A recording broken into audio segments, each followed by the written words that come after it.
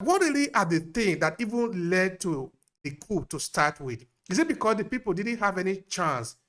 There were no people to report to. They couldn't, the United Nations could not intervene, the ECOWAS could not intervene, the African Union could not intervene. So the Guinea military, they see that they didn't have any chance. That was why they intervened. Was that the reason? There is what you call this thin veneer of sovereignty, where international organizations or neighboring African countries cannot interfere in the affairs of any independent member of the United Nations and the African Union country. So they will let this coup go on. Of course, the African Union has suspended Guinea from its membership. ECOWAS has done the same thing, and a lot of diplomatic tussle is going on to be able to resolve this. But their demand usually is that they will say, okay, they should have elections during a certain time, like in Sudan. They say they should have a civilian government in 15 days. But what we see in Sudan is nothing has changed, you know. The coup makers are still in charge. Of course, the prime minister is a very intelligent human being. Mr. Hamdok, Dr. Hamdok has been within the UN for a long period of time, but trying to balance the issue of having a peaceful transition and, of course, elected officials to come again, the African Union, ECOWAS are all at loss on how to go about this. For one, they cannot demand the coup leaders to move immediately out of the scene and have immediate elections, because elections would take time. You know, electoral boards have to be formed, electoral constituents have to be designed, electoral material has to be prepared, and therefore, such leaders like President Alpha Conde put the international community, the African community, and their own people at loss, because they wait until their own bodyguards overwhelm them, put them in jail, and then finally the country goes into crisis. So for one, the military is undertaking coup d'etats because we don't have strong political institutions and rules that regulate this. I mean, such a thing wouldn't happen in Western countries. President Trump has tried to do that when Biden won the election. But the institutional strength in the United States is what saved that issue. So the public administration institutions in Africa are not developed because this is deliberate. If they will develop, then the kind of impunity that you see by African leaders cannot happen. The role of the military and armed forces has not been defined to a point where they are only there to serve a constitution that has been written by the citizens of Africa. And therefore, what every African military man thinks is that they could be one day the president of a country, start looting in the country. Of course, in the 21st century now, and specifically at this time, leaders cannot go and hide in Europe or the United States anymore. Leaders cannot pump their money into Western capitals anymore.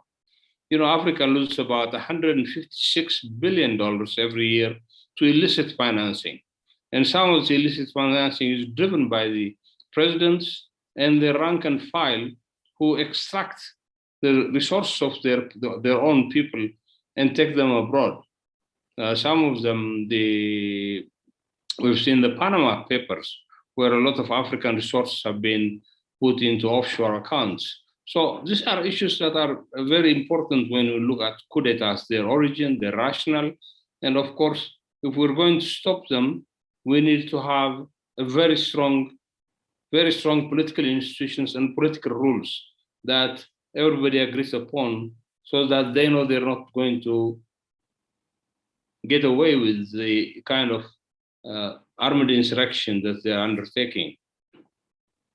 All right, yeah, that is very important, because if there is no consequences for the action that they are taking, of course, it will happen again and again. And like you are saying, the African nations still haven't gotten the muscle, the development in terms of political maturity to be able to counter the boys with the gun. Because if you are a youth and you have a gun, and if you do not have the love of your country at heart, then you can basically sell it out depending on which opportunity you have. And this one, of course, will bring us to the foreign influence, because when you were talking, you made mention of the fact that sometimes it is deliberate that some of the institutions are not well developed. And of course, this can take us a whole day to even explore. Either sometimes African politicians or those in charge of politics haven't really educated people well enough about their political responsibility. This one we have stressed it enough. Because if I love my country so much, uh, there are certain decisions, there are certain proposals, of course, that are going to come from outside that I will say, no, I can't do this because I am going to be selling out my country. Yesterday, I interviewed a guy and a journalist from Vatican City, and we talked a lot about this issue. And he said, I like what he said, that African leaders, actually, they are not leaders, they are managers. And you cannot expect a manager to do the work of a leader because they are not leaders. So, what would be your reaction to the fact that we are expecting those in the position of authority in Africa to do the work of a leader? That is what we expect. Because if you are the president of a country, I expect you to defend my constitution. How do we get those kind of people into the position? Because that is the people we want. Well, it's the genesis of statecraft in Africa. You mentioned Nigeria's coup d'etats by Nigerian colonels and generals. And what's funny is these colonels and generals are still in the political playing field, being elected now as civilians. This also happens in other countries. But the point is, the colonial administration has literally tore the social fabric of African constituencies to a point where ethnicity is rife, ethnic and tribal stripes are at large. And if we see, for example, Somalia, it has been stateless for almost 2 decades. Well, it's improving now, and we hope that this will change into the betterment of Somali people in Somalia. But definitely the row that you see between the president and the prime minister recently, the postponement of many elections, the activities of asymmetric conflicts by Al-Shabaab, Al-Qaeda affiliated groups. So in Africa, we still have to go a long way. The only hope I have is the young Africans that are, for example, starting fintech startups, even in some cases unicorns, are going to be savvy enough to lead the way for an awareness on how African leaders should behave. True, African leaders are managers because they manage the country like their own household, not like their own company, actually, like their own household. They appoint ministers left and right. They imprison opposition people. Most of the opposition in Africa live in other countries outside Africa. And therefore, it's very important that this awareness should come. What we should remember is even Europe, after almost, 400 years of Renaissance, democratic development, has seen 2 world wars. Today, we see extremist groups taking power in Europe because people are electing them. These people in Europe now that are being elected are anti-immigrants. They hate some of the religions. And therefore, you see this kind of populist governments coming up even in developed democracies. This populism also has invaded the United States under President Trump. But the point that we need to raise is, I don't think no country is immune from the abuse of power by leaders. When it comes to Africa, the subject becomes more serious because our continent, look at a recent example where the COVID-19 vaccines, only 2 or 3% of Africans have had it, when the rest of the world have had most of the doses. So with all the resources that we're exporting to the West, to the East, why is that our leaders don't even care about their own people? In some areas, when you go to the Cameroon forest, the DRC forest, the jungles, People are still living the way they've been living 2,000 years ago. So to transform this and to create leaders, genuine Africans should come up. At the founding of the Organization of African Unity, African leaders like Emperor Haile Selassie, Nkrumah, Nyerere, all of them talked about a better Africa. All of them talked about Africa now is in the limelight of the international community. We have to transform it. Although this had their own excess too, but they had the vision of setting up a regional organization to conduct political and military affairs in this continent. But the African Union Commission has failed completely and miserably, giving rationale saying that, of course, it is the head of state and governments that are on a yearly basis commanding us to do what we do.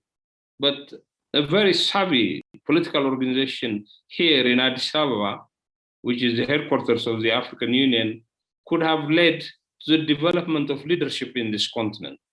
But the African Union, as beyond becoming a host to the meetings of African leaders, is not becoming creative enough to bring in this kind of agenda into the forefront and make sure that this agenda is respected by every African leader. This is a sad situation where Western media really punishes this continent left and right. But when it goes to the African, look at the recent example where the African Commission has allowed Israel as an observer to the African Union. And then SADC, South Africa, came up very strongly against it. Although this is within the mandate of the Commission, this is such a very sensitive political subject, every African leader wanted to be consulted on it. So you can see that the African Union leadership in Africa itself is very weak in terms of consolidating decisions among even its member states. So one would have been, for example, taking that decision, talk to countries that would have potentially brought opposition to such an idea. But the commissioner didn't even bother to do this. The chairperson didn't even bother to do this. They just went ahead to signing the agreement. It's not a bad idea. Israel has more than 40 embassies in Africa already, and I don't think it will have a minority if this question comes to voting. But the point is, like Morocco, this issue might divide the African Union into pieces, literally. And therefore, we need a coherent African voice led by intelligent African leaders within the African Union, within the regional economic communities, and within also other international organizations that are working in several countries in the continent. Besides this, the awareness that should be generated on leaders becoming leaders and not managers is an important issue that has to be relayed in the African Union summits. The problem we have is these leaders are invincible. They can just put a government, stop you talking. They can simply say, we don't care about the African Union tomorrow morning. And of course, when these coup makers are undertaking such an action, they know there is no repercussion, there is no follow-up action by the international community. Of course, ECOWAS has done some important work that I know of, especially led by Nigeria in Sierra Leone and in Liberia, where ECOWAS forces literally went in to have the rule of law respected. But this happens very rarely. And I think the Guinea case is not an exception. This guy will be there, like Condé, who stayed there from 1984 to 2008, like Camara, who replaced him, and like Condé, President Alpha Condé himself, who had 2 terms, and then wanted a third term at the age of 80 plus. And these are issues, that African intellectuals need to talk about. We cannot say Africa is a basket case which should be relegated to some backdrop or backwaters.